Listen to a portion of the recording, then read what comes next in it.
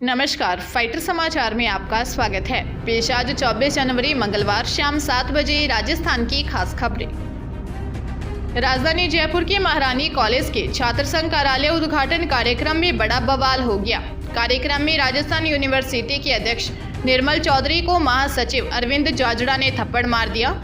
इसके बाद मंच पर ही दोनों के समर्थक आपस में भिड़ गए। बता दें कि इस दौरान मंच पर केंद्रीय जल शक्ति मंत्री गजेंद्र सिंह भी मौजूद थे। थप्पड़ पड़ने के बाद निर्मल चौधरी ने कहा, मुझे बतौर अतिथि कार्यक्रम में बुलाया गया था, वहां खुलेआम गुंडागर्दी की गई, इससे मैं डरने वाला नहीं हूं। वहीं पुलिस के दखल के बाद मामला शांत हो गया। राजस्थान यूनिवर्सिटी के महासचिव अरविंद जाजड़ा ने कहा कि निर्मल के साथ असामाजिक तत्व महारानी कॉलेज कैंपस पहुंचे थे, जिन्होंने छात्राओं के साथ छेड़छाड़ की कोशिश भी की। इसके बाद निर्मल बिना बुलाए मंच पर चढ़ गया और माइक छीनकर भाषण देने लगा। यही कारण था कि मैंने उसे रोकने की कोशिश की। महारानी कॉलेज के अध्यक्ष मानसी वर्मा ने कहा कि निर्मल चौधरी को मैंने कार्यक्रम में नहीं बुलाया था, पता नहीं वह किसके बुलाने से यहां पर पहुंच गए। उन्हें अचानक यहां आने की वजह से ही पूरा विवाद हुआ है। हरियाणा के पानीपत जिले के एडीजे डॉक्टर गगनदीप मित्तल की कोर्ट ने गैंगरेप के 3 दोषियों गांव बिंझोल निवासी विकास उर्फ छोटू, मोहित व शशि को 20-20 साल की सजा सुनाई है। दोषियों पर 81 हज़ार रुपये का जुर्माना भी लगाया है। वारदात 27 नवंबर 2021 की शाम की है। पूजा विहार कॉलोनी निवासी महिला गोहाना रोड पर एक फैक्ट्री में काम करती थी। महिला शाम को फैक्ट्री से घर जा रही थी। गौशाला के पास रास्ते में खड़े 3 युवक महिला को खींचकर नहर के पास ले गए। यहाँ तीनों ने महिला के साथ मारपीट की और बारी बारी से उसके साथ रेप भी किया। 28 नवंबर को महिला ने मॉडल टाउन थाना पुलिस में वारदात की शिकायत दी थी। चित्तौड़गढ़ जिले में श्री सांवलिया जी में चतुर्दशी के दिन भंडार खोला गया था, लेकिन शनिवार और रविवार को इसकी गिनती नहीं की गई थी। सोमवार को दूसरे चरण की गिनती पूरी की गई। मंडफिया स्थित श्री सांवलिया जी में भंडारे से निकली राशि की दूसरे चरण में गिनती की गई। 2,04,98,500 रुपये की गिनती की गई। इसके साथ अभी तक कुल 8,98,48,500 रुपये की गिनती पूरी हुई है। गणना अभी भी बाकी है। भगवान श्री सांवलिया जी का भंडार शुक्रवार को चतुर्दशी के दिन राजभोग आरती के बाद खोला गया था, जिसमें 6,93,50,000 रुपये की गिनती की गई थी। कोटा जिले में फर्जी कंपनी बनाकर निवेशकों से करोड़ों की ठगी करने के मामले में एसआईटी की टीम ने एक महिला को गिरफ्तार किया है।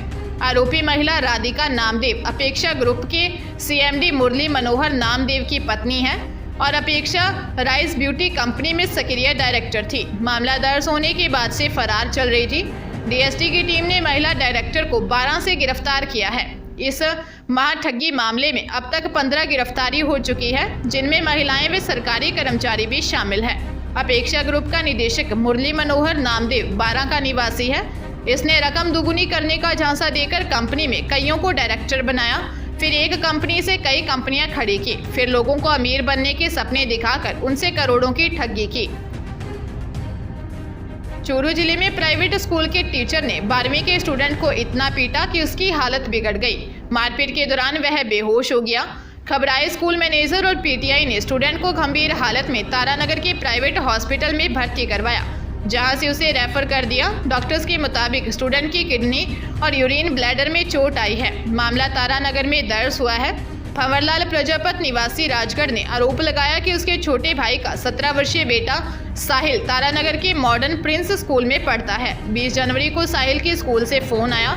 बताया गया कि फिजिक्स के टीचर गजेंद्र सहारण ने उनके भतीजे के साथ मारपीट की है, जिसको निजी अस्पताल में भर्ती करवाया है। साहिल ने बताया कि टीचर गजेंद्र सहारण ने बिना कारण उसको लात, घूसों और डंडों से पीटा, जिससे वह बेहोश हो गया। मामले की गंभीरता से जांच की जा रही है।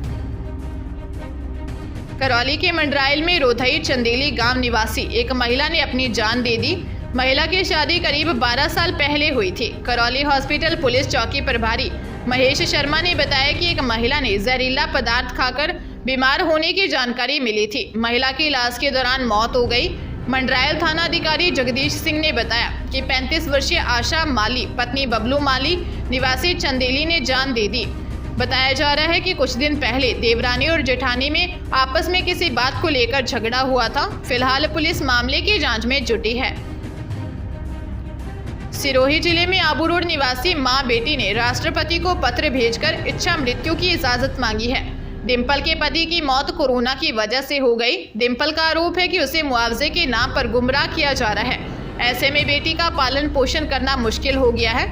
आबू रोड निवासी डिंपल पत्नी स्वर्गीय दिलीप कुमार ने राष्ट्रपति को पत्र भेजकर बताया कि उनके पति दिलीप कुमार की राशन की दुकान आबू रोड तहसील के उपलागढ़ में थी। राशन वितरण के दौरान कोरोना संक्रमित होने से उनके पति दिलीप की 11 मई 2021 को मौत हो गई थी। राज्य सरकार ने राशन डीलर की कोरोना वायरस से मौत होने पर 50 लाख की सहायता राशि की घोषणा की थी। उन्होंने सिरोही कलेक्टर को संबंधित सभी दस्तावेज पेश कर सहायता राशि दिलवाने की मांग की। सिरोही कलेक्टर ने 3 नवंबर 2022 को 50 लाख की प्रशासनिक और वित्तीय स्वीकृति भी जारी कर दी, लेकिन आज भुगतान प्राप्त नहीं हुआ है।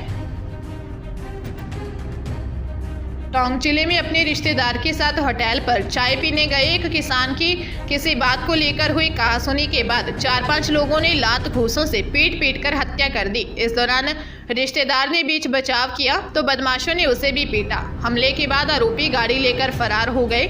मामला मेहंदवास थाना क्षेत्र का है। किसान की मौत के बाद ग्रामीणों और परिजनों ने जमकर हंगामा किया और आरोपियों को जल्द गिरफ्तार करने की मांग की। थानाधिकारी देवेंद्र सिंह ने बताया कि महुआ निवासी 50 वर्षीय गोपाल गुर्जर अपने साले के लड़के भरत राज के साथ गांव से करीब 5 किलोमीटर दूर हाईवे पर अरनिया नील के पास होटल में चाय पीने गया था। इस दौरान वहां कुर्सी पर बैठने को लेकर 4-5 लोगों से उसकी कहासुनी हो गई।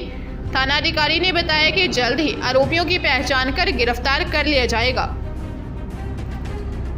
बारां जिले के समरानिया कस्बे में लगातार हो रही चोरियों का सिलसिला थमने का नाम नहीं ले रहा है। कस्बे में एक मकान से देर रात को चोरों ने चोरी की वारदात को अंजाम दिया।